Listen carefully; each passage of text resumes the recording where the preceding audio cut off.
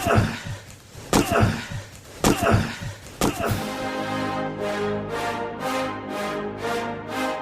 rolls out to the right, pitches off to Taylor, and Taylor's to the 20, down to the 15, down to 10, 5, 4, 3, 2, 1.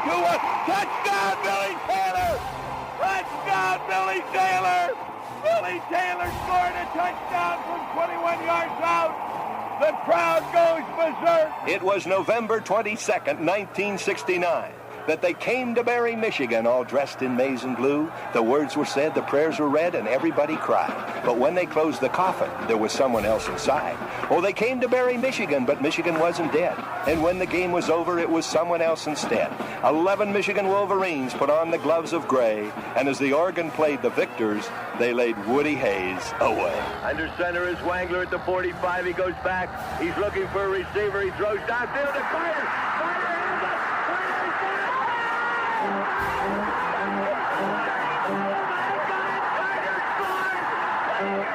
Who's got it better than us? Nobody!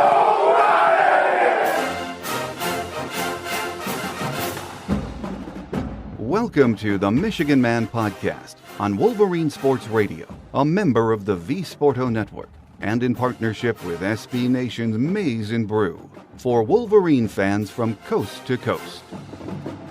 Go Blue, and welcome to the Visitors Edition for the National Championship game on Monday night. I'm your host, Mike Fitzpatrick. One of my favorite things about this show is doing this segment each week during the season, sharing time with someone who covers our opposition and knows them inside and out. This week, we will be joined by Elise Woodward. Now, many of you probably know her from ESPN, where she does play-by-play for women's hoops on national games. She does the same for the Pac-12 network. She is also the sideline reporter on the Washington Huskies radio network. So her insights into this team and the players are up close and personal. I'm sure you'll enjoy hearing from her in just a minute. Before we chat with Elise, let's start as we always do with my view from Section 17, the final one of the season. As we record the show on Friday afternoon, both teams are arriving in Houston. They will have a whirlwind 2+ days before they play on Monday evening. There is still prep work to be done by both teams. Final touches to the game plans, getting rest, and getting mentally and physically ready for the biggest moment in their young lives. It is also a huge moment in our lives as Michigan fans. Perspective on what this season and this game means is probably rooted in your age. If you're a young fan, this is what you expected when Jim was hired. If you're middle-aged, you've lived through the post-Lloyd Carr era and wondered if we would ever get back to competing for Big Ten championships or beating Ohio State.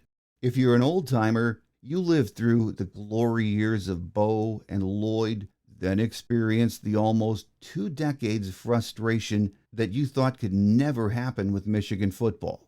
What we all have in common is we never wavered. We knew the program would eventually come back. We just didn't know when. Then came Jim Harbaugh. Many of us thought the results would be instant, and they were not. In 2020, even many of the diehards in the fan base, and you know who you are, were ready to cut ties with Jim and admit it just wasn't working. Then came 2021, and you know the rest of the story. It's been a glorious 3 years of football. The other stuff happening off the field, that will take care of itself in the coming months and years. Let's pack it away for now. On Monday evening, we will be in a position to win a national championship. This is the day we've all waited for. So take it all in on Monday evening and enjoy the moment. As Jim says, no man knows the future. But in the present, on Monday, we know what we're playing for. I'm sure Jim will tell his team the same thing Bob Ufer told the 1981 Rose Bowl champions just days prior to that game. Fellas, I ask you from this point on, think victory, beat Washington. You've got 60 minutes of football and a lifetime to remember it. And believe me, you will remember it. My guest today says that if you would have told any Washington Huskies fan They would be playing for a national championship 2 years after hiring Kalen DeBoer. They would have thought you were nuts. Here they are, though. Joining us next is Elise Woodward, the sideline reporter on the Washington Huskies Football Network. So stay with us.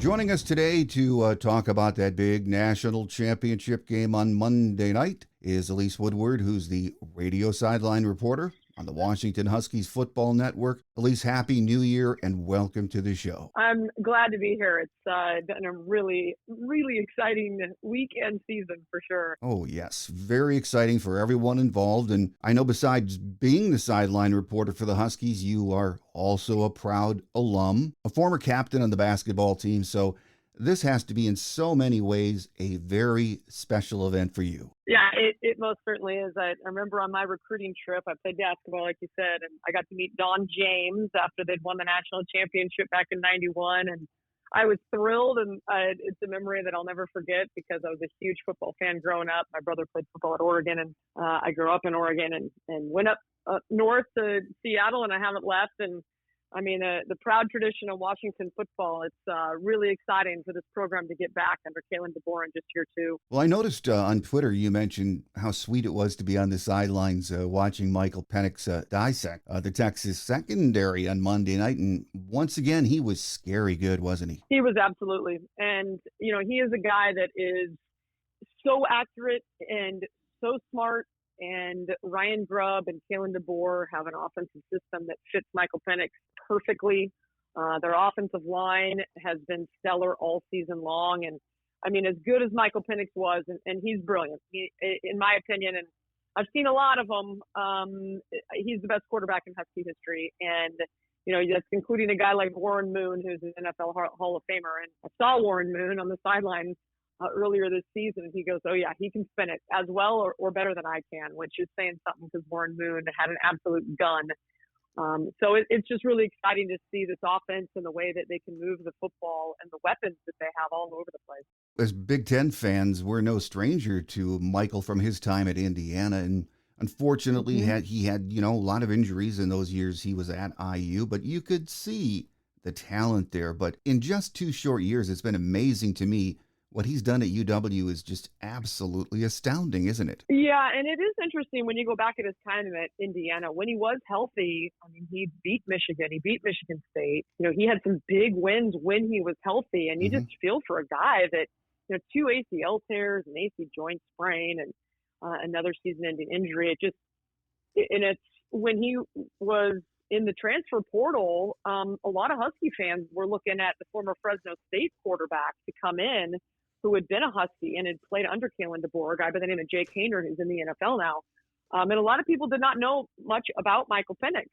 It was certainly people were like, okay, and he was going to come in and compete with another former Husky, Sam Heward, who was a 5-star recruit and a legacy kid. And you thought that they were going to compete for the job, and it was pretty clear early on that Michael Penix, when he's healthy, is special. Well, most Michigan fans didn't get to see much Huskies football, until the postseason. So they are learning fast that while Penix is the straw that stirs the drink, there is much more to this offense, like 3 or 4 NFL receivers to throw to. Talk about that talented group and just how good they are. Yeah, and they were highly rated recruits coming out of high school, and they stuck with the program with the coaching change. Many were recruited by Chris Peterson, and then had the coaching change to Jimmy Lake when Chris Peterson stepped down, and then they had a choice to make, whether or not they were going to transfer or whether they're going to stay with Kalen DeBoer. and their wide receiver coach left to go to Oregon.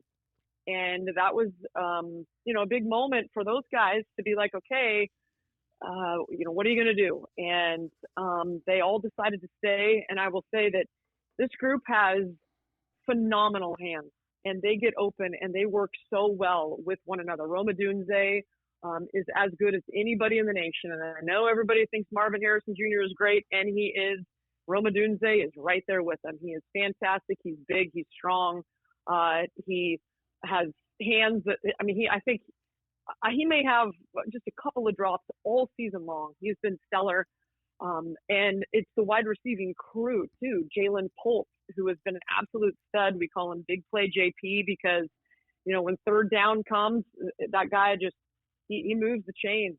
He's been electric. He was the one that took the top off the defense for the first play, the 77-yard play in the Sugar Bowl to get things started on the first drive. And then Jalen McMillan is a guy that was as highly touted as any of them, more highly touted coming out of high school. And he is so fast and so electric and a different look, like a jitterbug. He was hurt most of the season.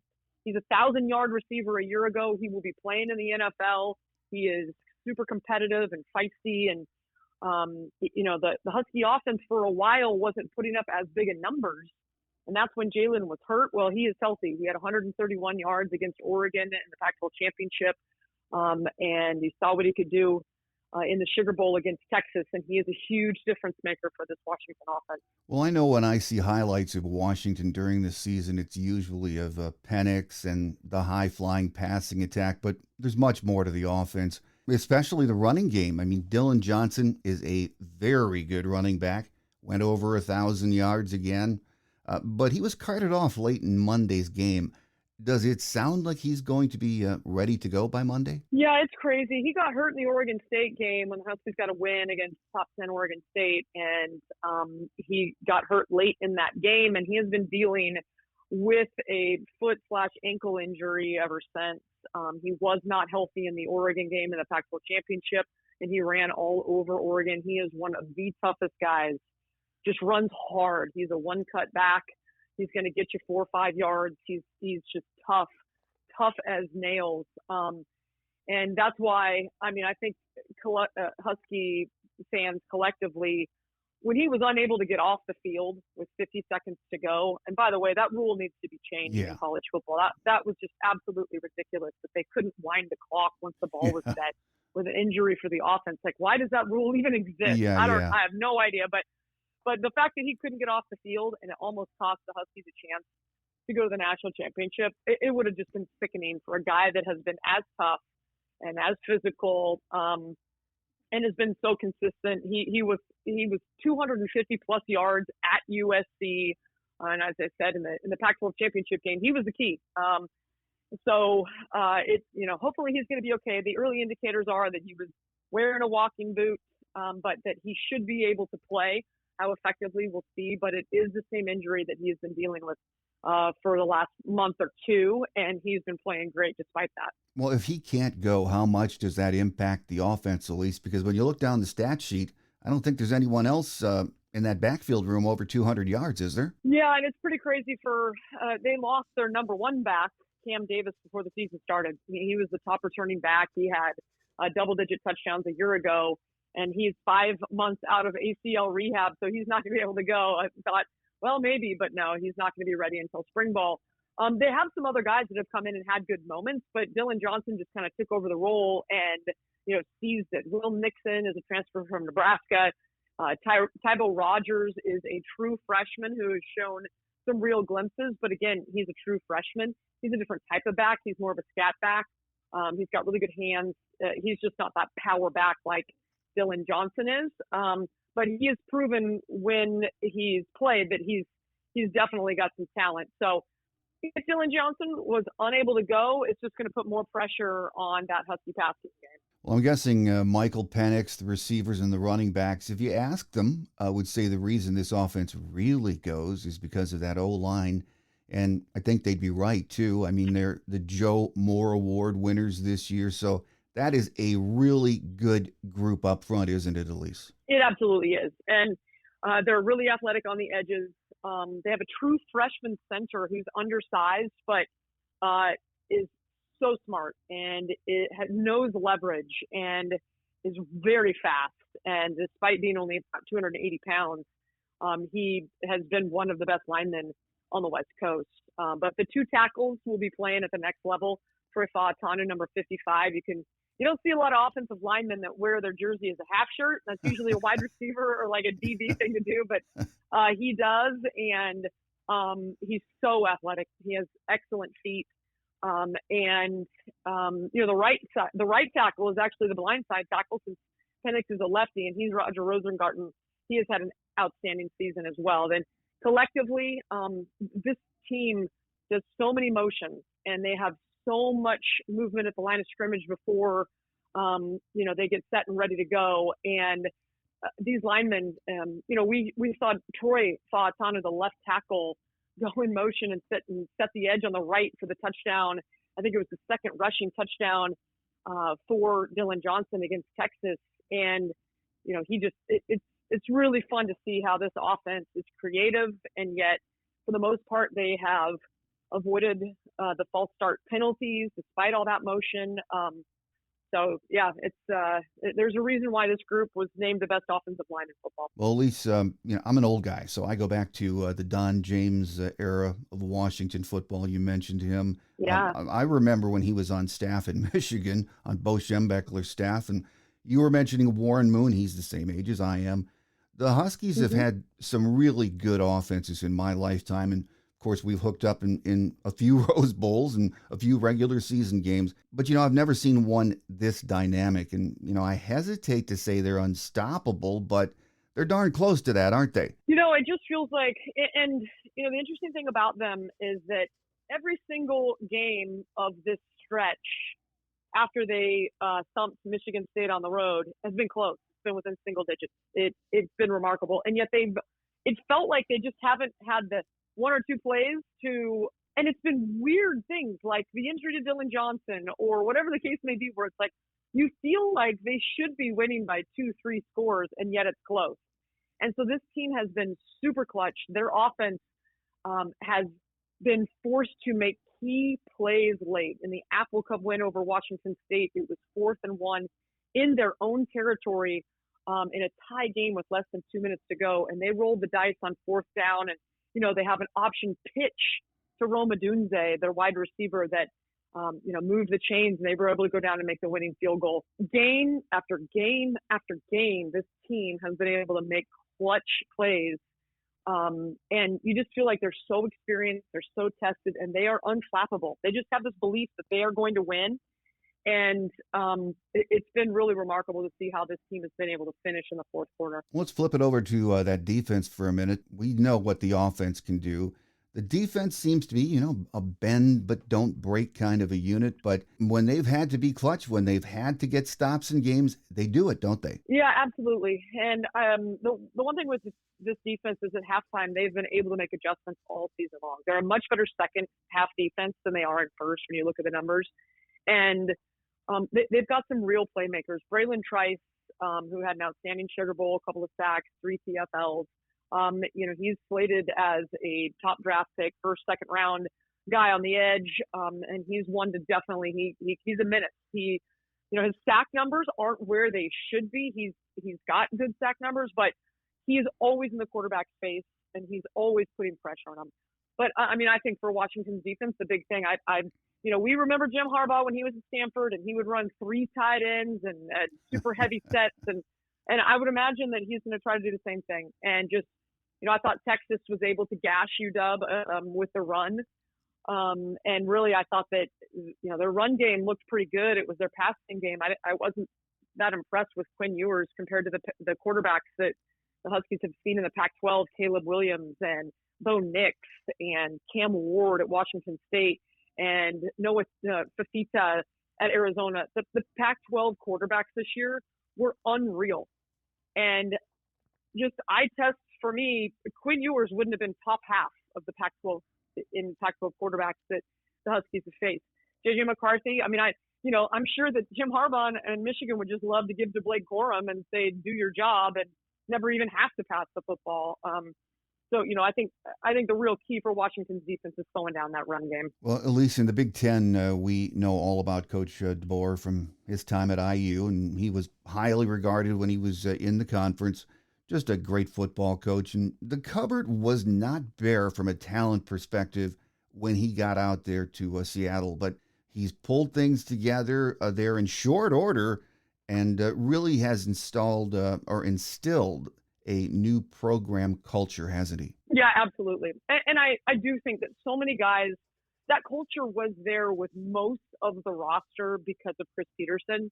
And it was just, it was one of the biggest surprises for me ever that Jimmy Lake just didn't have more success. And and you see it where, he was an excellent secondary coach, Buda Baker playing at the next level, just so many guys that are playing, Taylor Rapp, and just the way that he developed guys in the secondary was fantastic. But when he moved up to be the head coach, the culture piece seemed to be missing. And that it was a 2-year. He was only there for 2 seasons, and so it was a very short tenure. And so there was a lot of talent, and the culture piece of how to run a program and what's important and all that, it still was there with most of the roster. But Kalen DeBoer, what he's been able to do to reinstill that and reinforce that, these guys absolutely love Kalen DeBoer. He's a very humble guy. It's all about the player and their experience and supporting them. And it's just, they're so smart. The adjustments that they make and the things that they're doing offensively are so innovative. And so, the combination of that for Kalen DeBoer, these guys absolutely, to a man, every time you talk to them, even the guys that aren't playing, they all love Kalen DeBoer, which is pretty special. Well, let's get your take on Monday night, Elise. I think most people, most fans by now, and experts, analysts all agree these are the two teams that deserve to be playing on Monday night. And I think what makes this game interesting is they're two very different teams in how they play the game, aren't they? Yeah, for sure. And I think for Washington, the real key for them, like I said, is being able to stop the run enough to get off the field and to not get frustrated. Michigan's going to take, they're like a basketball team that wants to take the air out of it, right? Yep. They just want to run the ball. They want to keep time of possession. They want to keep it away from Washington's offense. So Washington, they can't get frustrated if they have a 3 and out, or if they have to keep counting, because this offense is so explosive. You may think that Washington, if you force them to punt a couple times in a row, which has been very rare this season, but I'm sure against Michigan's defense that's going to happen. Michigan's they got to score too now, because quick strike, Washington is able to go 80 yards in 2 plays. And so I think that's the real key. If Washington can, just keep Michigan's run game under control, and then be able to capitalize on what should be probably fewer possessions than what they're used to be able to get in the end zone. I think that's going to be the key. Well, final question before we let you get away, Elise. For Michigan fans, especially those of us that, go back to the 60s, winning the national championship in the playoff era is something we've waited a long time for. How huge would winning this be for the Washington faithful and alums, and for Coach DeBoer so early in his time at UW? Well, I think it would be massive. I grew up a Pac-12 fan. I grew up in Eugene, Oregon, the land of the University of Oregon. I went to UW to play basketball.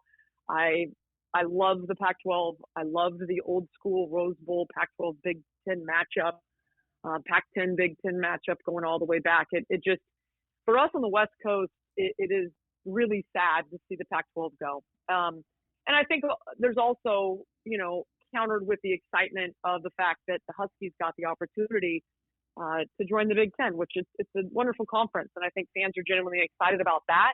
But it is a very bittersweet way for, the Pac-12 era to go out. It should be in the Rose Bowl. I think that would have been, the cherry on top if it was UW Michigan in the Rose Bowl for the national championship. Can you imagine? Oh my word! But that might be too much for fans to handle. Yeah. But I do think for Washington, you can't state how much it would mean for this program that won the title back in '91. They'd had some, with Rick Neuheisel and Marcus Tuiasosopo, they beat Drew Brees in the 2001 Rose Bowl. That was fantastic. They went to 3 New York Six Rose Bowls with Chris Peterson. Were unable to win any of them, though.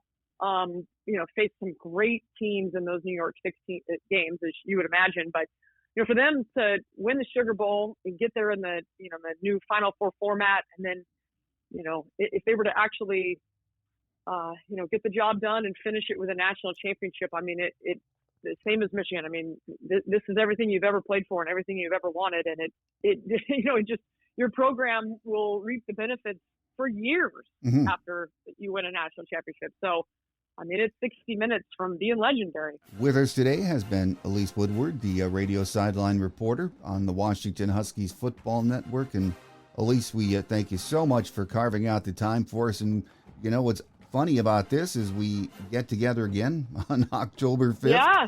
I know, it's so crazy. in the new Big Ten. So it's not going to be that long before maybe we get a chance to talk again. But Happy New Year. It's been great having you on the show.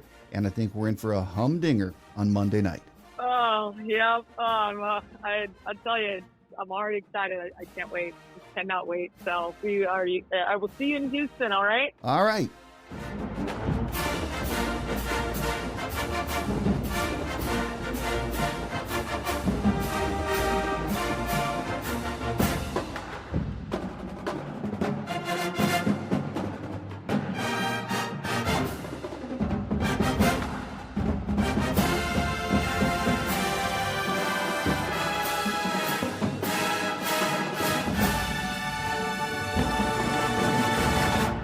On Quick Hits today, we arrived in Houston today, Friday, as we're recording, and we'll have a busy few days getting ready for Monday. There haven't been any injury updates from Jim this week, and as far as we know, there is nothing significant to worry about.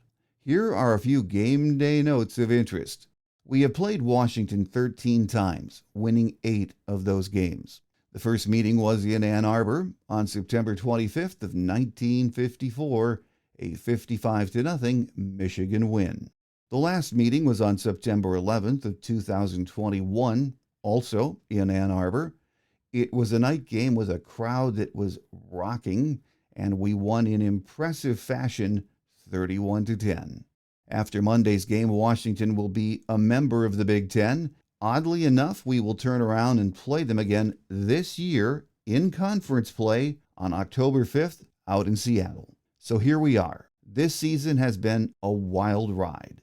We know all about the off-field stuff. Let's pack that away for the future to decide. Monday will be about Team 144 and reaching their stated goal, winning a national championship. Will it happen? I hope so. I'm a nervous wreck already. So whatever happens, thank you boys for taking us along on the ride this season. We have waited a lifetime for this moment, and it's almost here. Let's enjoy. That will do it for now. I will be right back here next week to recap Monday's game, and I hope we're talking about a glorious win and what it feels like to be national champions again. So have a great Wolverine weekend, everyone. Think victory beat Washington. Until we meet again, take care, and as always, go blue. Thanks for joining us today on The Michigan Man, here on Wolverine Sports Radio, a member of the V Sporto Network, and in partnership with SB Nation's Maize and Brew. Our listener lines are open 24/7 for your calls at 313-263-4842. That's 313-263-4842. Or email us at themichiganmanpodcast@yahoo.com. That's themichiganmanpodcast@yahoo.com. The Michigan Man Podcast is produced at the studios of Robin Lynn Productions, Allen Park, Michigan, and is not affiliated with the University of Michigan. Go Blue!